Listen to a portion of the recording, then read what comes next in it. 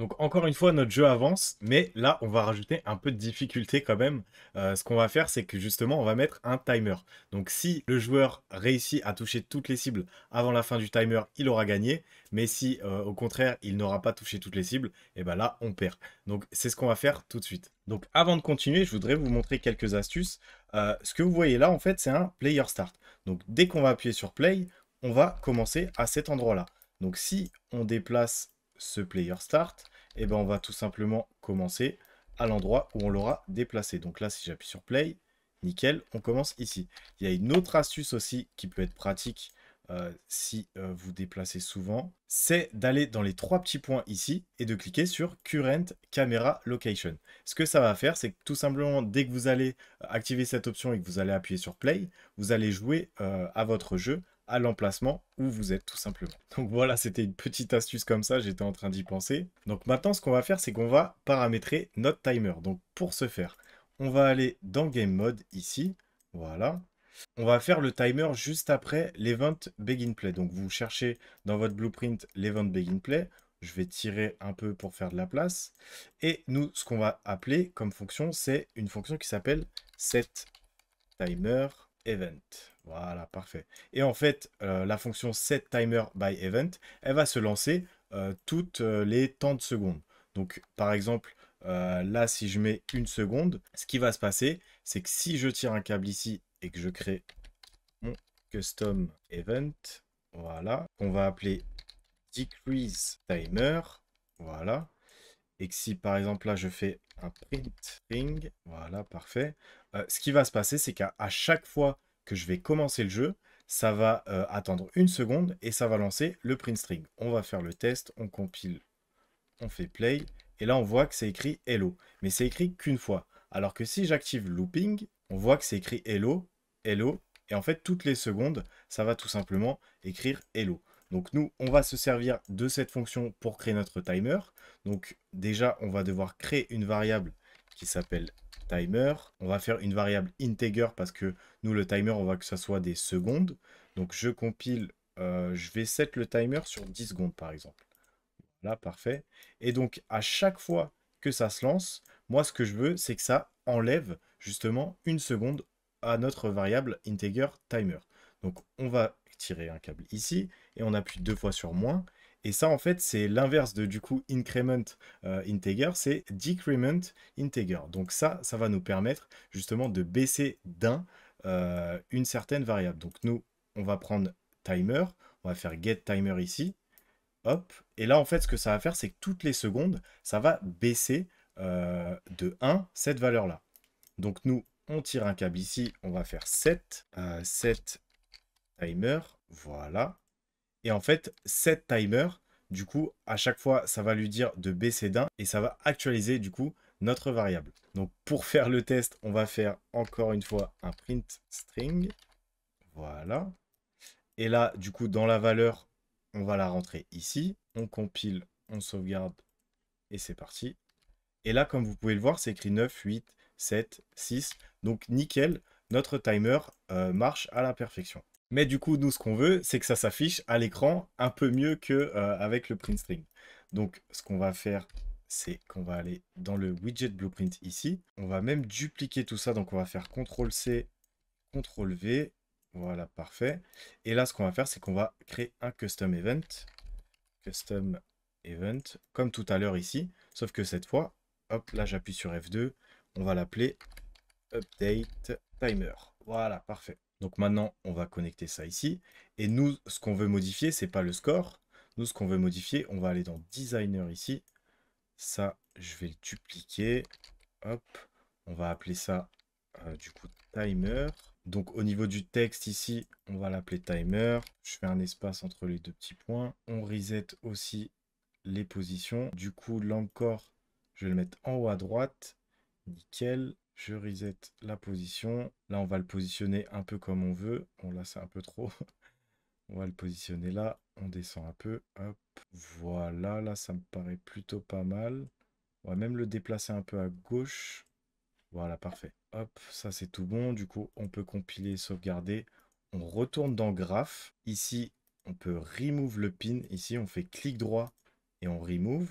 Tac. Maintenant, on supprime ça aussi, le score, parce que la target, ce qu'on veut modifier, nous, c'est le timer. Donc, on fait ici get timer, on le met dans target, voilà. Et du coup, en fait, on va faire comme tout à l'heure, on va appeler la variable ici. Donc, on clique là, input, et on va cliquer sur new parameter pour changer le nom, et on va appeler ça new timer.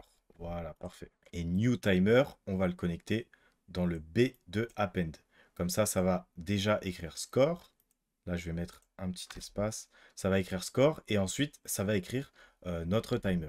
Donc, on compile, on sauvegarde, on retourne dans le game mode. Là, ce qu'on va faire aussi avant l'event begin play, c'est qu'on va appeler notre fonction update timer. Voilà.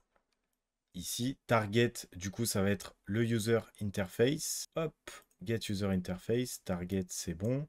Le new timer, du coup, on va mettre la variable timer. Hop, voilà. Et ici, il faut aussi que on fasse la même chose. Donc, on va sélectionner les trois là. CTRL-C, CTRL-V. Et voilà. Alors, du coup, juste pour résumer, ce qui va se passer, c'est que toutes les secondes, on va enlever de 1 la valeur de la variable timer. Ensuite, cette valeur, on va l'afficher du coup dans notre widget blueprint ici. Et en fait, pour que ça affiche 10 dès le départ, on va mettre update timer ici, tout simplement. Donc, on va tester pour voir si ça fonctionne. Là, on voit 9, 8, donc c'est tout bon. Et en fait, nous, ce qu'on va faire, c'est qu'on va pas le faire à chaque fois que du coup ça commence la partie. On va commencer le timer justement à chaque fois que la première cible est touchée. Donc pour ce faire, on va sélectionner Update Timer, on maintient Shift et on sélectionne toutes les fonctionnalités qu'on a besoin. Hop, donc je sélectionne tout ça. Voilà, parfait.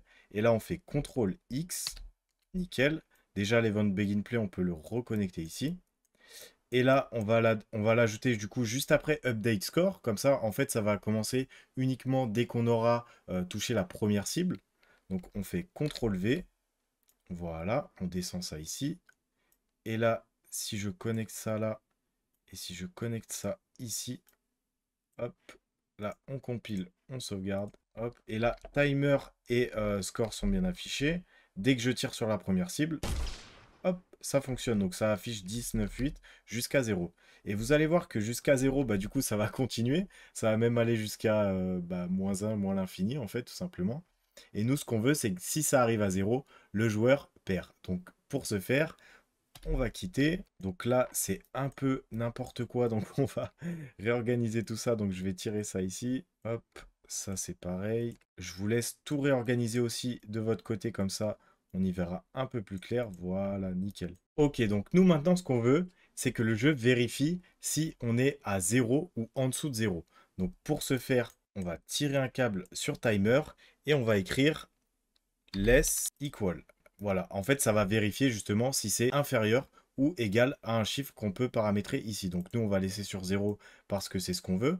Ensuite, on va tirer un câble ici et on va faire branche. Voilà, on connecte ça là. Une fois qu'on a rajouté notre branche, on va faire le petit plus ici. On va créer une nouvelle variable qui va s'appeler perdu avec un point d'interrogation. Et on va mettre une variable booléenne. Pourquoi booléenne? Parce que justement, est-ce qu'on a perdu? C'est tout simplement oui ou non. Donc on fait glisser notre variable et on clique sur set. Hop. Du coup, si c'est inférieur ou égal à 0, eh ben on aura perdu. Et du coup, on va pouvoir faire comme tout à l'heure. En fait, on va récupérer toute la fonction qu'on a créée ici. Sauf que là, on va le faire pour un écran du coup de défaite. Donc on fait CTRL-C, CTRL-V. Voilà. Là, on connecte ça ici. Et là, en fait, étant donné qu'on a connecté du coup toutes les fonctionnalités de tout à l'heure, si j'appuie sur play, hop, et qu'on attend du coup que le timer tombe à 0, et là, ça va nous afficher gagné. Sauf que nous, justement, on veut l'inverse, on veut que ça nous affiche le fait qu'on ait perdu. Comme vous pouvez le voir, en fait, là, on a une sorte de petit bug qui fait qu'à la fin du timer, en fait, voilà, ça va afficher plusieurs fois notre widget blueprint. Pourquoi? Parce que en haut à droite, on voit de moins en moins, mais en fait, notre compteur, il continue. Donc, pour corriger ça, on va tout simplement cliquer ici, on va tirer un câble et on va faire clear timer by handle. En fait, ce qui va se passer, c'est qu'à chaque fois, du coup, qu'on a perdu, hop, on va le glisser entre les deux. Du coup, à chaque fois qu'on a perdu, en fait, ça va tout simplement arrêter le timer. Donc là, On compile et on fait play juste pour voir si ça fonctionne. 1, 2, et ça s'arrête à 0. Nickel. Donc du coup, pour l'écran de défaite, évidemment, on va devoir en créer un autre. On va prendre notre widget blueprint. Tac, on fait dupliquer. Et là, on va l'appeler lose screen. Tout simplement. Voilà. Maintenant, déjà, on va le sélectionner ici. Donc hop, lose screen. Ensuite, on va modifier du coup le texte. Donc on va écrire perdu cette fois. Là, avec un petit smiley qui pleure. Voilà, parfait. Donc on compile, on sauvegarde et on va essayer ça tout de suite. 1, 2, et c'est tout bon. Et maintenant, dès qu'on va appuyer sur recommencer, ça va nous relancer le jeu, tout simplement. Alors du coup, j'ai repéré aussi un petit problème, je vais vous montrer ça. Donc si, du coup, je touche toutes mes cibles, et ben le compteur continue toujours. Parce qu'en fait, il va falloir aussi arrêter le timer dans la condition où on gagne. Donc pour ce faire, on va faire en fait comme tout à l'heure. On va tirer un câble ici, hop, et on va taper clear timer and clear timer. On prend le premier ici, by handle. Voilà. Et là, on connecte ici. Et normalement, ça devrait marcher. On va tester ça. Et voilà, c'est tout bon, ça fonctionne.